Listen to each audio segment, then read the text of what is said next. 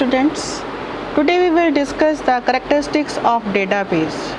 In last video we had discussed the shortcomings of file processing system.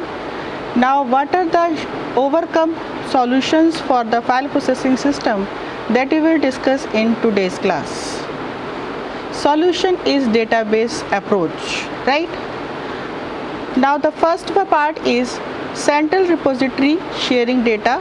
Data is managed by control agent, stored in standardized convenient form. And the last one is DBMS, that is database management system.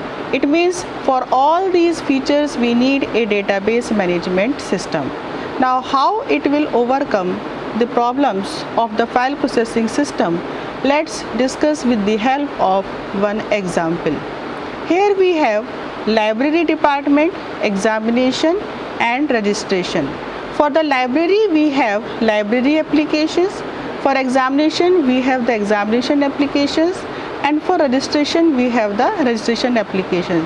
But for all these applications the data has been stored in data management system. It means in this case there is no need to write the data in a separate secondary storage device, right? Now we can consider this as the university student database. Now what are the features which we can say for regarding the database management system? First one is data sharing, second is data independence, third is control redundancy, next is data integrity. These are the main highlighted area of advantages of database approach. Now how we can say the data sharing? We can go through with this.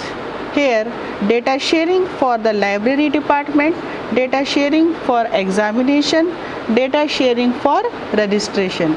It means we are storing the data for library, examination and registration at a common central place, that is university student database, right? That means instead of storing the data at separate location, we are storing the data at common place, and all these three departments are retrieving the data from the common central place. So this is the main advantage, the data sharing, and with the help of data sharing we are reserving the storage space and that may be occupied for some other applications. Next one is control redundancy. How we can say the control redundancy? Instead of maintaining the data modifications at different locations, we are updating at the common place. Suppose one student withdraw the admission. Now in the case of withdrawal, the updation will be reflected to examination, updation will be reflected to library also. It means that we are doing the same modifications at the all these places. So this is the basically advantage. Next one is data independence. Earlier in the case of file processing system, the data was dependent on the code. It means we could write the all these data, program code and data in a one separate program, in one application. But in this case the code is different, application programs are different, and data has been written over the university student. Now DBMS क्या है? What is DBMS? A software system that is used to create, maintain and provide controlled access to users of a database. It means application programs and the data has been written over in a common place, which we can say the DBMS, and which has been accessed with the help of the query language, which we can say the structured query language, right? We can go through with this particular example. Here sales department, accounts department and personal department, all these three departments are accessing database applications from a common area, and DBMS software is managing this particular software, and here all these are maintained as a database files in a common storage place. We have gone through Okay, look at the other features or other advantages of database management system, or we can say the database approach. As we have discussed, the program data independence, program and code both are independent. Data has been written according to the code, or we can say the code has not been written according to the data. We have discussed earlier the minimal data redundancy. Here we have discussed the improved data consistency. Now what is the meaning of consistency? If we look at the example again, the library, examination and registration. Now what is the meaning of consistency? If we are doing any modification at this particular data application program and the code file for this registration, suppose student registration number modified with 110, it should be reflected to the examination department also. It should be reflected the same to the library department also. It means data has been consistent over the library department, examination department and registration department, right? So we can see the data has been consistent in the case of database approach, which was not applicable in the case of file processing approach. We have discussed the improved data sharing, as the all data has been placed at the common storage area, that is we can say the DBMS. Then increased productivity of application development, enforcement of standards, as the all database file has been maintained in the same data format. So in that case we can say that we are maintaining the standard for it. Improved data accessibility and responsiveness. Now here data has been accessed with the help of structured query language. We are not writing the separate application programs to retrieve the information. So here the fast response for the ad hoc queries. Reduce program maintenance. Now we are not maintaining the separate modules for the separate functions like insert, delete or update. So we are directly retrieving or updating the query with the help of structured query language. So in that case, reduce program maintenance. We are not writing the separate application programs for that. Next is improved decision support. As all departments are integrated and the data has been maintained at the common central place, so we can say with the help of that the departments have the fast decisions according to the particular information, or we can say the particular data. Now whenever we have some advantages, so we have certain cost factors and risk also introduced. That is new specialized personnel. We need the additional trainer to access or to maintain the database software, because earlier we had the programmers for the COBOL, Pascal and different application programmers to write the code to manage the database. But now we have the database management system, specialized software. So we need the database administrator who will manage to control the access according to the rights given to particular type of users, right? Next is installation and management cost and complexity. We need the additional space, additional storage to maintain that particular, to store that particular database and to maintain. So we need the additional cost for that. Next is conversion cost.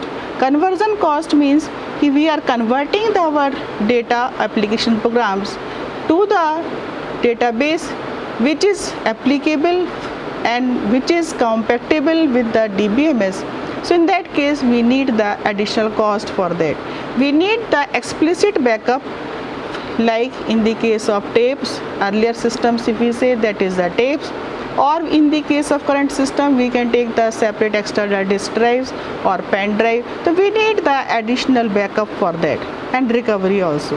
So in that case we may have the certain organizational conflicts also. Some main characteristics. At present we have discussed the certain highlights of advantages of database approach. Now we highlight the main characteristics of the database approach. The first one is self-describing nature of a database system. Now what exactly the meaning of self-describing? The database catalog should describe what kind of data we are storing in that. For example, student. The student, as the name itself describes, the student roll number, student name, student's father's name, course, date of admission. These are the characteristics of a particular student which may be stored in the case of university database, right? So this description is called the metadata. For example, this is the simplified database catalog. Here we are having the relation. In this relation we have student, course, section, grade, prerequisite. These are the different type of relations, and here for each relation we have 4 number of columns, course 4 number of column, section 5 columns, grade report 3 or prerequisite 2. Now according to these relations we may have the different type of columns, and we are mentioning over here the name as data type and the size and the belongs to which relation type. It means here name character 30 and it is belongs to student. It means with the help of this data catalog, with the help of this database catalog, we can easily identify, yes, what kind of relations we are having, what kind of data we will store in this particular database, which we can say as the metadata. Next one is insulation between program and data. It means which we can say called the program data independence. Earlier in the case of file processing system, the code application programs were dependent on the code. It means we had to write the code according to data for the insert, delete or update. We were supposed to write the subroutines according to the COBOL application, according to the Pascal application, whichever application program and whichever programming language we were using to access that particular database. But now in the case, application programs are not dependent on the data. We may use Java, we may use other language as application program. In the case of front end and back end, we can use the database. So we can say the allows changing data structures and storage organization without having to change the DBMS access programs. Next one is data abstraction. A data model is used to hide storage details and present the users with a conceptual view of the database. It means the user is having only the conceptual view. He doesn't know and he doesn't require even also how the data has been stored in the database. So programmer refer to the data model construct only. It is the responsibility of the programmer. It is not the responsibility of the end user. As a suppose railway reservation system, as end user, I am not bothered about how the data of railway, different trains data has been stored in the database. As end user, I am only responsible to inquire of a particular train timings, right? Support of multiple views of the data. Each user may see a different view of database which describes only the data of the interest of that user.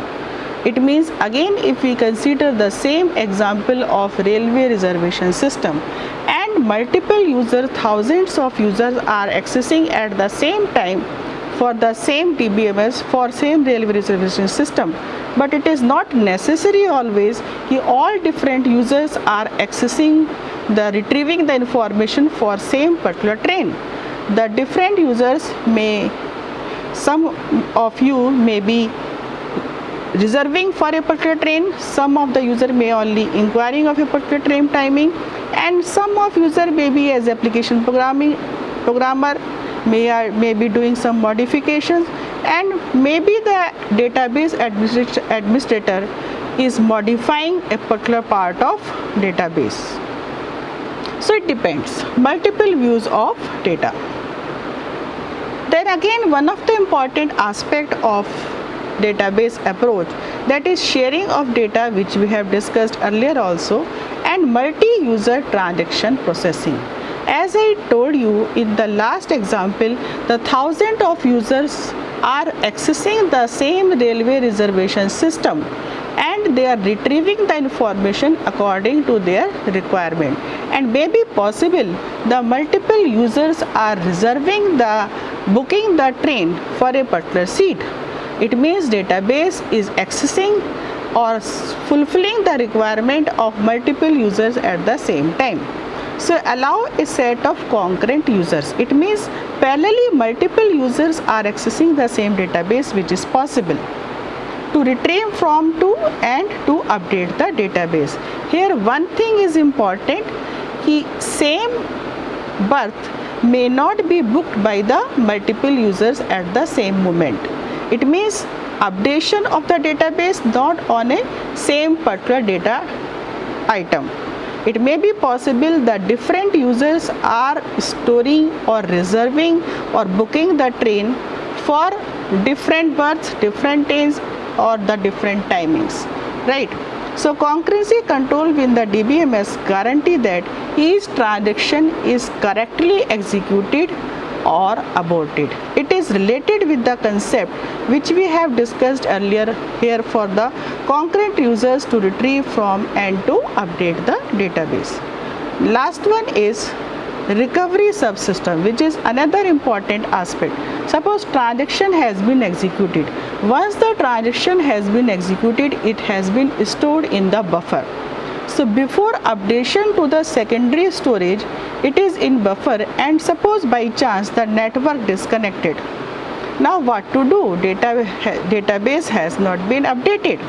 So once the database server has been connected, it will automatically retrieve the all set of instructions has been executed for that particular transaction and recover and execute these transactions and update the database in the same sequence, which we can say the log of the database has been maintained, log of the transaction has been maintained in the buffer. Next one is OLTP, online transaction processing. Online transaction processing is one of the important aspect. If we take the example of Flipkart, if we take the example of Myntra or any shopping site, is a major part of database applications. This allows hundreds of concurrent transactions to execute per second.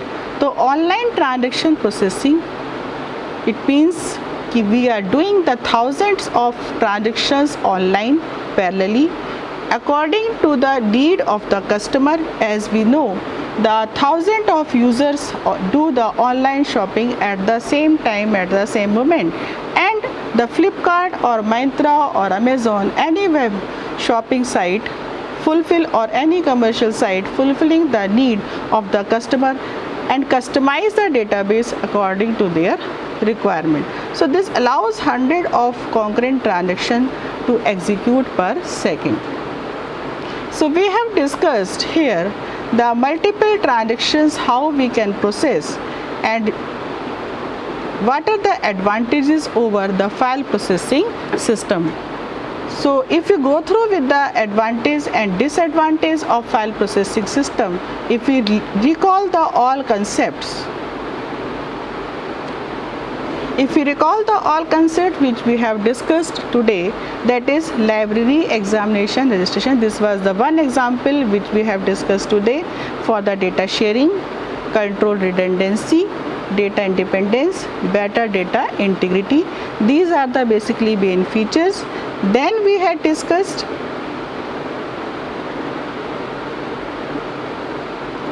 how these applications are integrated for the different departments. Suppose sales, accounting or personnel, all these three departments are connected with the separate applications, and all these applications are managed in the database applications, which has been manipulated with the help of DBMS, which is the database software, and the database files for these are maintained over here, like customers, employees, products and orders. right? Then we had go through with the program data independence, minimal data redundancy, improved data consistency, improved data sharing, increased productivity of application, enforcement of standards, improved data quality. How we are saying the data quality? When earlier the data were maintained at the different points at different secondary storage devices, now data has been maintained at the one particular common place, and whatever data we are maintaining or whatever modification we are doing, it is doing only at single common place. So we can say we have improved the data quality. Because of that, improved the data accessibility and responsiveness, right? Then we have discussed the cost and risk of the database. Then we have discussed the self-described nature of the database system, insulation between the program and data, how it is independent from the program and data, which was totally dependent in the case of file processing system. The database catalog is one of the important aspects which has been maintained and as manual and as metadata in the database, and which visualize what type of relations are maintained in the database. Then we had discussed the data abstraction and multiple views of data with multi-processing, multi-user transaction processing, concurrency control, recovery system and OLTP. Thank you.